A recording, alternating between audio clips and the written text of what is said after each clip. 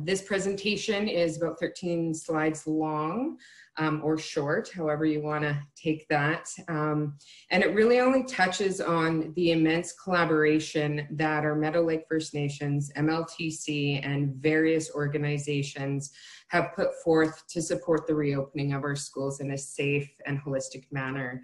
And I'm really only able to share this journey with all of you because of that extraordinary group of people that we work and serve for. So for that, I thank them.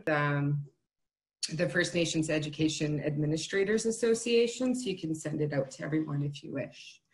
So Meadow Lake Tribal Council, it's to promote and enhance the well-being and prosperity of our First Nations, and to become a strong, united voice for supplementary support and effective services for our First Nations to create health, prosperity, and good governance is the vision. A little bit about me. I'm coming to you from Meadow Lake today, and we're on Treaty 6 territory. I am also a Peter Ballantyne Cree Nation band member, one of those rock Cree. My dad's home reserve is Pelican Arrows, and I was born in Flin Flon and grew up in Creighton, Saskatchewan and Prince Albert for most of my life.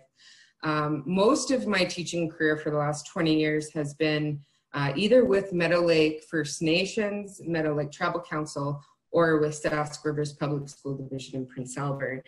I'm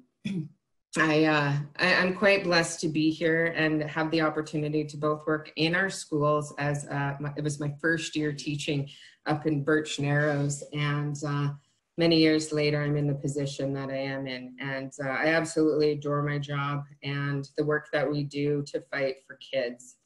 So that's just a little bit about me, and I do have my email address there if you need to contact me for anything. So to give you a bit of background of the Meadow Lake Tribal Council, they were established in 1981, and at that time they had 10 employees and operated on a budget of about $150,000.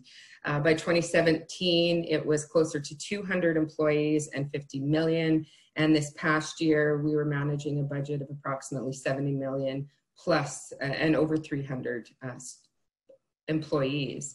So it's grown quite rapidly and quite well. Now, MLTC Tribal Council has many different departments that support our 9 Meadow Lake First Nations, including CFS, health, technology, tech services, youth development, HR, education, finance, elders, corporate services. So there's a number of things that the Meadow Lake Tribal Council provides and supports to our 9 Meadow Lake First Nations. And to give you an idea of where we're located, so we're on the northwest side of the province, and it's quite a diverse tribal council. We have both Cree and Dene linguistic groups, and we are scattered amongst Treaties 6, 8, and 10. And our numbers have gone up for population, but in 2010, it was approximately 12,618 members for all 9 combined. And the overall goal of the Meadow Lake Tribal Council is to really improve existing programming and service delivery, the creation and innovation of programs that will help support our 9 Meadow Lake First Nations. So at the end of the day, our chiefs and our communities are our boss in a sense, and we're there to support their diverse needs. And this has been about 39 years that MLTC has been in existence, and we seem to keep growing and growing. So I think it's a great organization to work for, and I'm quite blessed to be here. And I'm thinking our Meadow Lake First Nations are also happy to have this organization to support them in their many initiatives. When it comes to the branch of education, our vision is to foster sustainable, meaningful, and supplementary educational services that promotes lifelong learning through an Indigenous and holistic lens. Our mission is to empower member First Nations by providing sustainable supports that honor a reciprocal and relational exploration of bridging traditional and non-traditional knowledge that connects person to place. So we really are trying to equip our children and our youth to be able to successfully walk in both worlds. We do have a Board of Education. We are a federally incorporated board. Each one of our communities gets to appoint a person to be a director of education on our board. The difference between this board and other boards is that you can be a chief, a counselor, or a community member that chief and council appoints to this board. And we meet quarterly with them and also present at an annual general meeting for all of our Meadow Lake First Nations chief and council. When looking at our personnel and in education, we have 10 full-time employees. So the left side with the senior director, superintendents, and our admin support staff, we work all year round. And then we have approximately 25 contractors that support our 5 major initiatives. So we have early learning, LLRC, which is land, language, relationships, and culture, CIA, which is curriculum instruction and assessment, student wellness, formerly known as special education, and instructional leadership. Now, these 25 positions are somewhere between 20 days up to 200 days. A majority of our consultants and coordinators are similar to a teaching contract, so about a 200-day contract for that school year. So that's our education team, where we provide second-level support services. So we can work one-on-one with teachers, do presentations of professional development for whole staffs, any kind of resources or training that our schools need. We provide those supports for them. So about 1/3 of our funding goes directly to our communities through service agreements, and that helps fund early learning interventionists in every kindergarten classroom, an LLRC catalyst in every school, as well as a numeracy and a literacy catalyst in every single school as well. So our teams work with these catalysts who then are in the school as the support for the teachers and the school-based administrators. So we kind of have 3 tiers of staffing supports. The schools that we support, we have 9 of them, and they range from 100 students up to over 350 students at any given time. Our 9 schools approximately have 2,200 to 2,400 students altogether, and all the schools, with the exception of Flying Dust, offer education programming for nursery to grade 12. Flying Dust, Copenhagen School, was nursery to grade 4, but they had an expansion, and now they're offering nursery to grade 8 programming this year. So when the pandemic started to hit our shores, we anticipated that we may be mandated to work from home. So prior to March 16th, we talked to our staff at the Meadow Lake Tribal Council Education Department and said, if we are mandated to work from home, what would that look like for you? And how can we still provide our supports to our communities? So as of today, from March 16th, it's been 170 days. And there's a lot of unknowns. And so we're doing a lot of guesswork and trying to over-prepare for things. So what we did was, prior to our work from home mandate on March 16th, we had our staff make up lists of tasks and projects of things that they could do while they're working from home, as well as providing continued support to our communities. Many of our schools shut down shortly after, around that March 16th date, and some were providing supplementary learning packages. So we were trying our best to continue those second level supports, and it was based on request from schools. So whatever they needed, we tried to support them in the best we could. So with our lists and tasks in hand, we were all work from home. No one knew how long this would be or anything like that. So there was a lot of unknowns, a lot of anxiety, you know, some fear. but what we did as an organization with MLTC is that they had weekly conference calls with all of the 9 Meadow Lake First Nation chiefs. We had medical health officers, RCMP, Indigenous Services Canada. We had our Meadow Lake Tribal Council directors, our tribal leadership, and many others participate on this weekly call to get updates. And of course, in the beginning, education was not a priority at that point. We had the blockades and things like that. So it was good to listen in on that and see what the scope of supports were and how our communities were reacting and putting in preventative measures to keep their communities safe.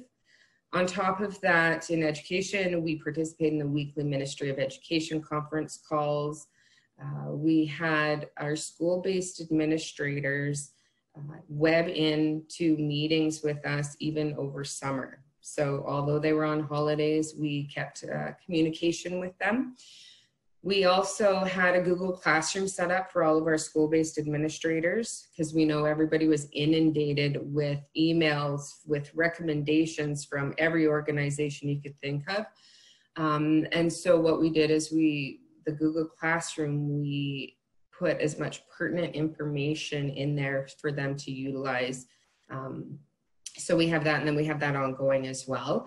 And MLTC as an organization developed return to work policies that every employee must read through, attend a training based on those work policies, and then complete 2 additional modules through FNEAA.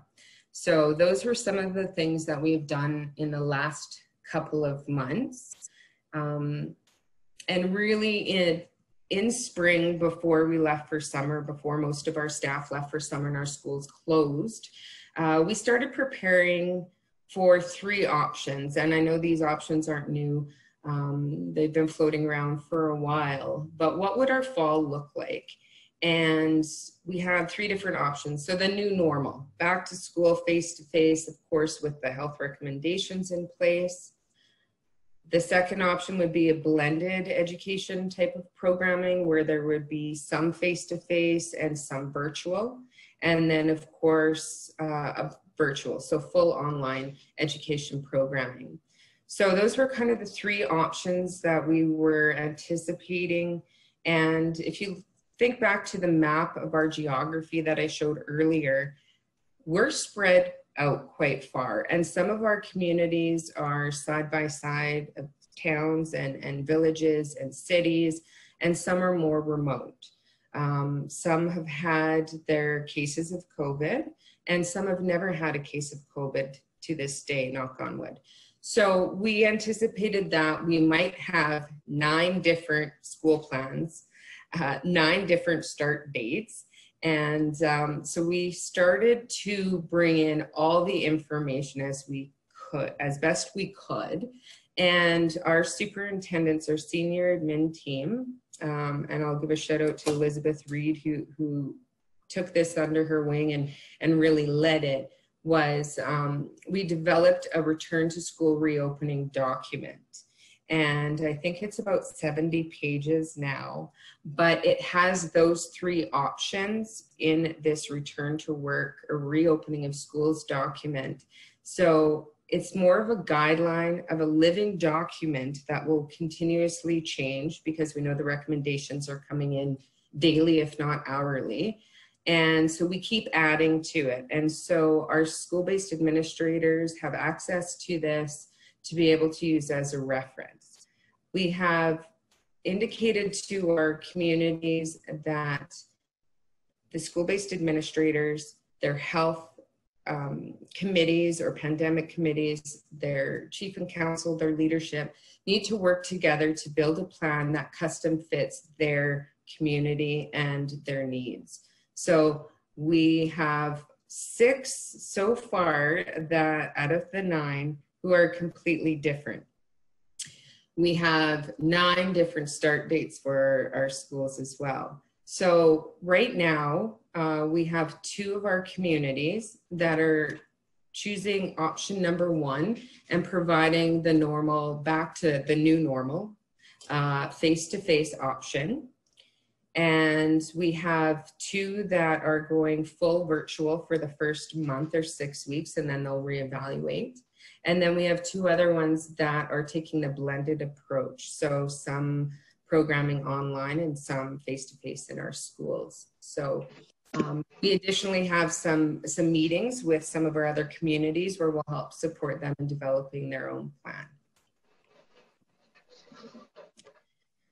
Now, this whole 170 days has, had its challenges. It's been traumatic. Some people have done really well during this time, and some people have really, really struggled. And right now, what we're dealing with is the connectivity in our communities. So this is an area of concern that all of our 9 Meadow Lake First Nations, in collaboration with MLTC and some of our service providers, are working on to ensure that we have connectivity in all of our communities and our homes. So if we were to go to an online format, all kids would be able to access an education program. We're also looking at ordering a lot of tech devices. We're proposal writing and looking at different organizations to help support getting some of that tech into our communities. And we know that there's a bit of a backlog with some of the companies because everybody has that same idea. Tech training for teachers is another one. We have a spectrum of skills and abilities in our education staff, both at the community level and within our MLTC office. So we're looking at different training opportunities for staff. Funding was another one, and I know this isn't new for people because all summer they were saying there's no additional funding to help support education on First Nations. But last week there was some announcements that there is additional funding. So we are looking at different proposals and things like that to meet our needs. So we have our funding come directly from Indigenous Services Canada for second level supports. And then our First Nations receive their tuition from ISK. So we're the same as it's always been for the last few years. So we're kind of the same old, which is a good thing. So our funding was confirmed for this year. So we're happy about that for sure. But all these additional costs because of COVID, there was no funding offered, but in this past week, there has been some opportunities that the Indigenous Services has provided. So we're looking into that and going to be putting in a proposal for that as well, both for our office as well as on behalf of some of our First Nations. Our First Nations also are putting in their own applications for additional supports for their school specifically. Some other areas of concern are the fear and anxiety of our staff and students and parents, of course, and we've utilized Kevin Cameron's reopening guidelines as a template and shared that with all of our schools and with our staff and brought it into our return to work plans as well. And one of the questions that's come up too is our online PD and how do we continue to incorporate our elders? We almost always have an elder at all of our meetings and events, and so we're working through that and looking at the different options of including our elders. And really the unknown of all of this. When's it going to end, you know? And Dr. Shahab had mentioned on a meeting just recently that this is a marathon, it's not a sprint. So we really have to pace ourselves for that long haul. But through all the tragedy and, you know, the fear and anxiety and things that have come up that have been really traumatic for everyone, we've also seen some blessings as well. And you know, our communication with our communities and our staff and our students and our parents has increased quite significantly, and I think that's a positive. We've really had to look at what our priorities are and, you know, shaved off some of the fat that we don't need to get into and really take hold of those priorities and those initiatives that mean the most. Collaboration amongst interagency and external agencies has been exceptional. We've had more conversations with people in the past few months than we have in many years. Relationships as well have improved. One would think when we're were apart, that they would suffer. But really, there's been a huge effort with our teams to reach out and check on people and do those heart checks. And I think that's been another positive of bringing us closer together, even though we're physically distancing. And also as an organization, efficiencies. We have found so many efficiencies of being more virtual, more online, more digital than we were with the paper and pencil and handwriting things. So although it's quite traumatic going through this pandemic and has upset everybody's lives, we have also been able to see some of the blessings and the good things in this time. So with that, that's, you know, a quick overview of some of the work we've done in the last 170 days. And I appreciate everybody sitting and listening. And if you have any questions, I'm open. Thank you. So thanks. That was very informative. You created an excellent context for the Meadow Lake Tribal Council. I know Heather had talked about it, but I don't know if you wanted to make more comments on what's going on in Meadow Lake.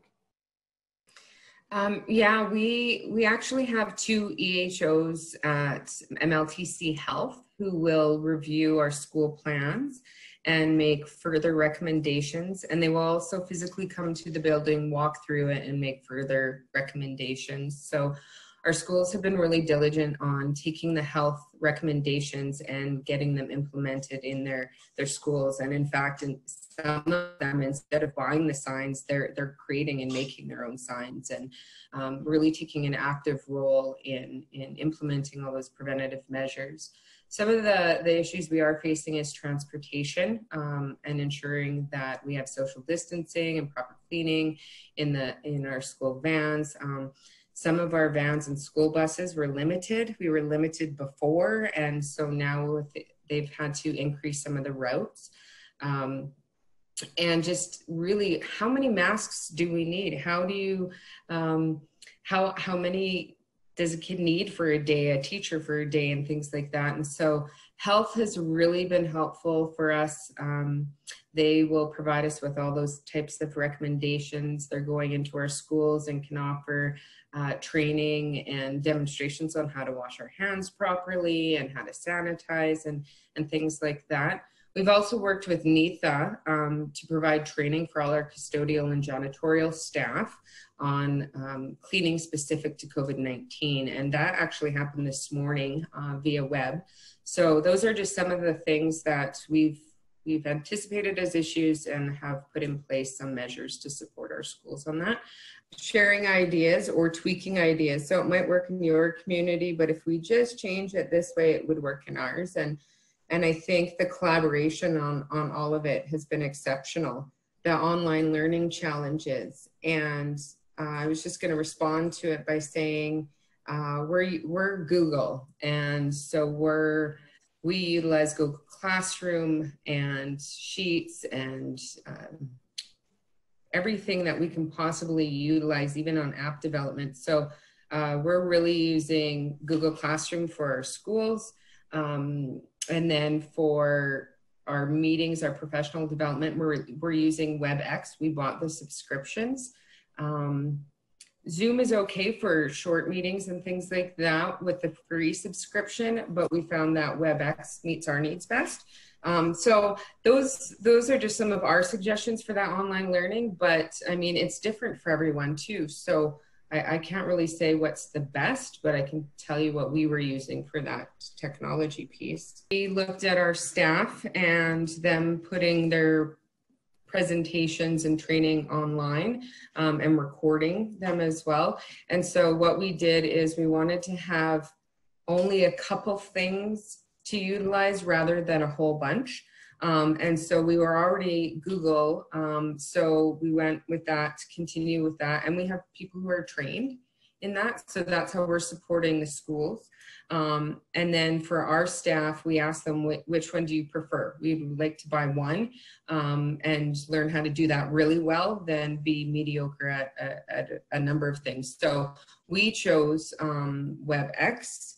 And of course, they can use doing the free subscription, but for us, we chose to purchase the WebEx subscription. It seemed to meet our needs better than the other options out there. So that was the way we did it. And the cost too did play a part in some of the decisions as well.